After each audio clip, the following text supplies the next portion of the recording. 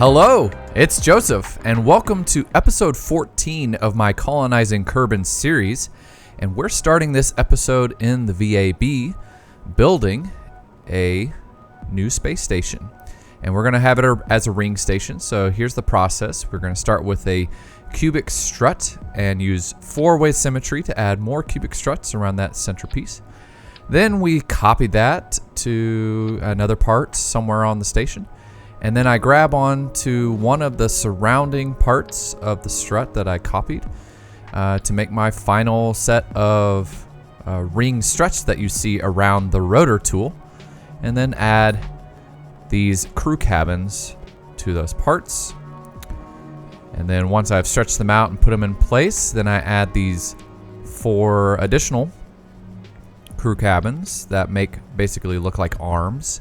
And then just use the fairing to make it look like it's all sealed up and closed. And then of course it is necessary to strut these parts together. And then I copy that to make the additional ring.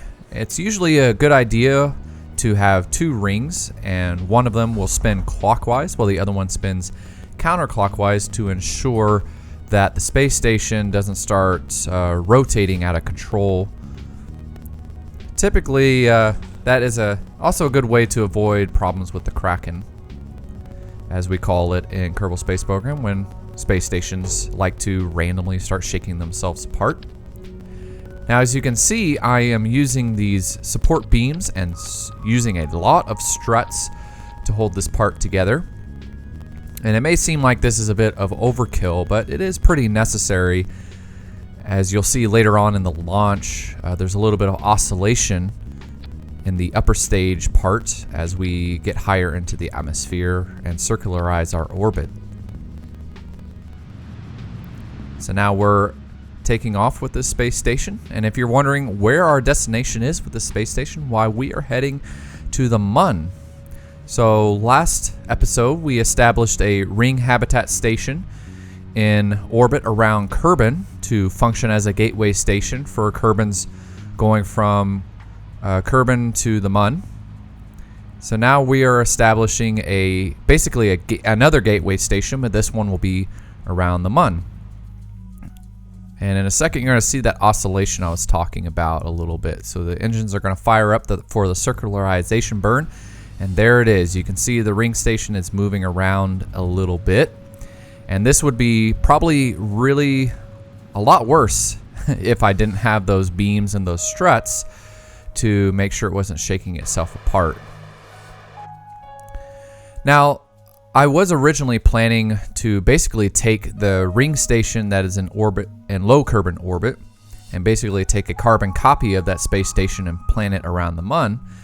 However, I decided to go with this space station that I built just now, mainly because this station is a little bit lighter since I'm using the smaller crew cabin parts instead of the these crew cabins hold 2 Kerbals each. So they're a bit lighter than the ones used on the Kerbin ring habitat. Those can seat 4 Kerbins each. So since this has less mass, it doesn't require me to change up the booster stage or the upper stage to get everything out here. I can essentially just use the H.O.P.L 4 main booster, and I can use the OPTM1 upper stage to get everything out here.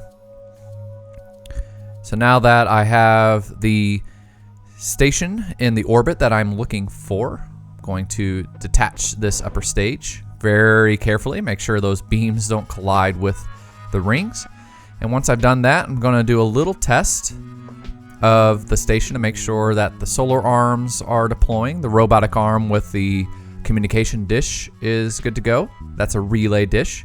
And as you can see, the rings are spinning nicely. Set the RPM to about 10 and the torque to 1. Now, as I discussed in the previous video with the ring station, you know, if this was going to be realistic, the space station would need to be much bigger for the centrifugal forces to be, you know, realistic in how they act upon Kerbins, but taking a little artistic license here, of course.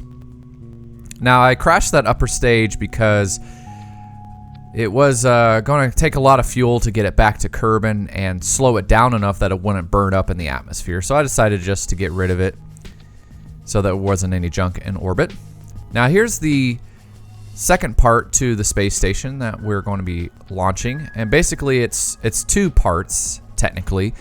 There's a hitchhiker storage container here that holds 4 Kerbins each. And there's these crew cabins that I've put on the side, these 4 crew cabins. Basically, this is actually going to serve as the docking arm for when spacecraft are visiting and disembarking from the station.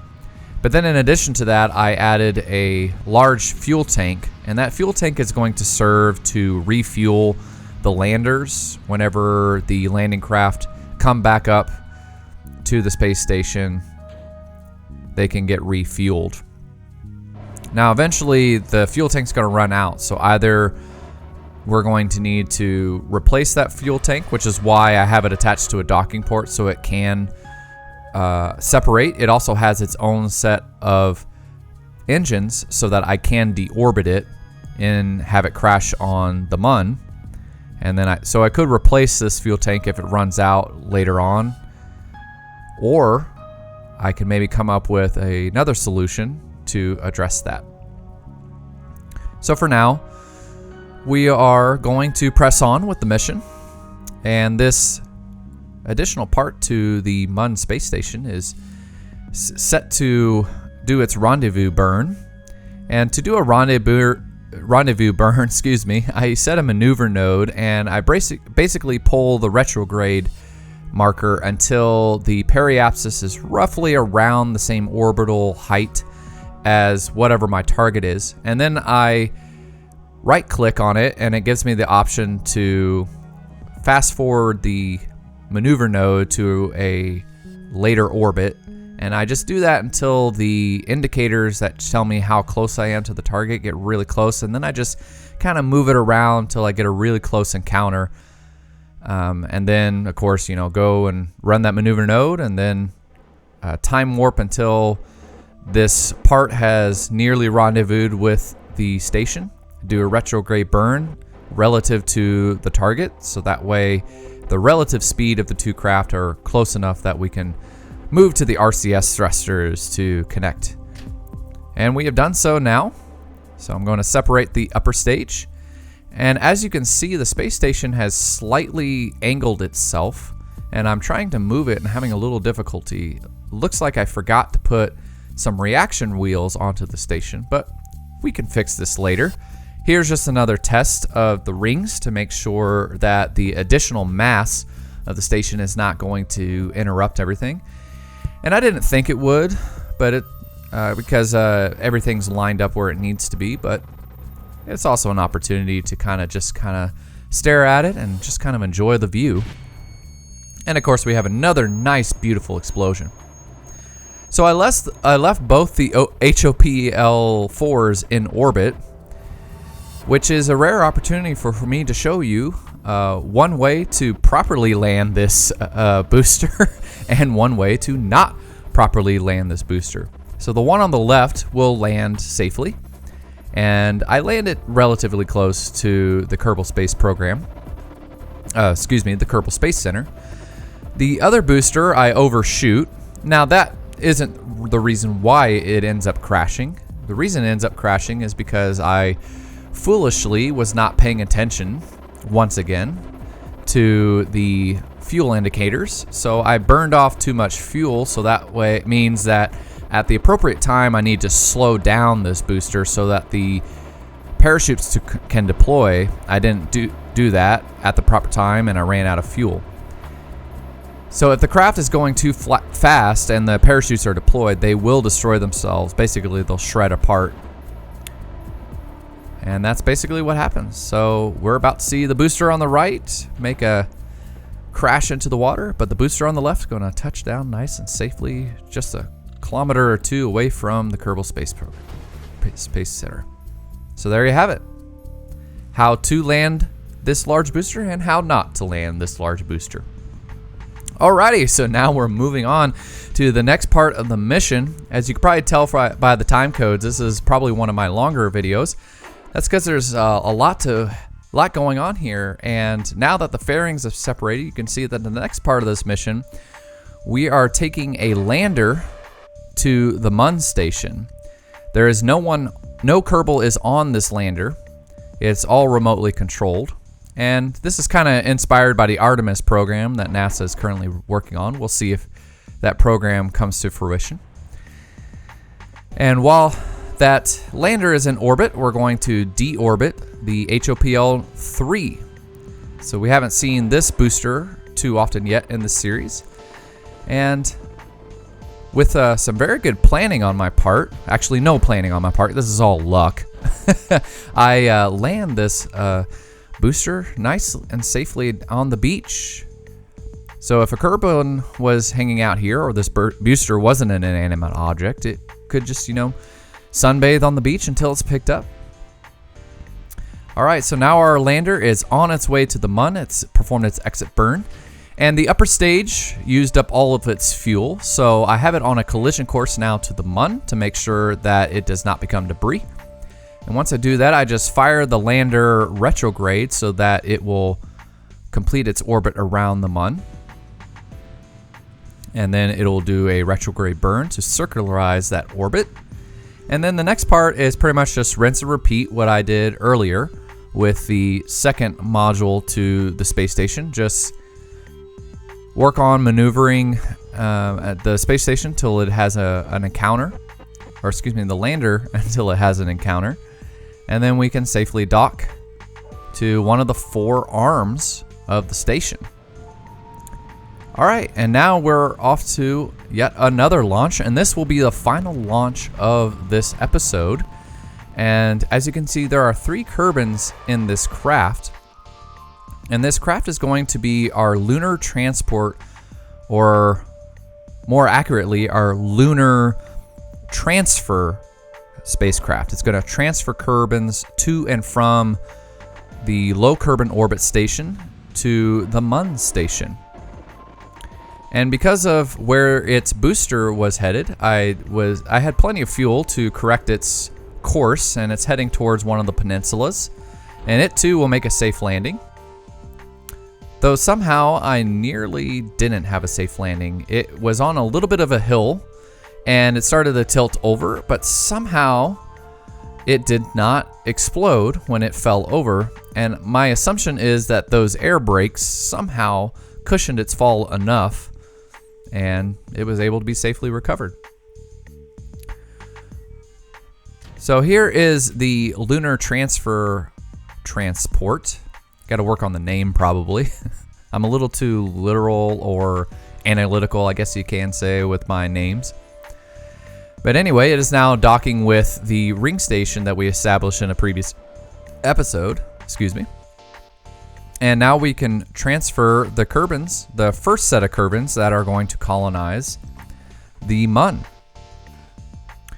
Now, the Kerbins that are going to be colonizing the Mun will also include the 3 Kerbins that were launched into orbit just now. So 2 of those Kerbins that were launched into orbit, they are going to be the pilots for the lander, while one of these Kerbins is going to stay in orbit at the Mun, because that Kerbin is the primary pilot for this transport, and also to make sure the station is prepared for the next set of Kerbins. So the base that we have on the Mun can accommodate comfortably 12 Kerbins.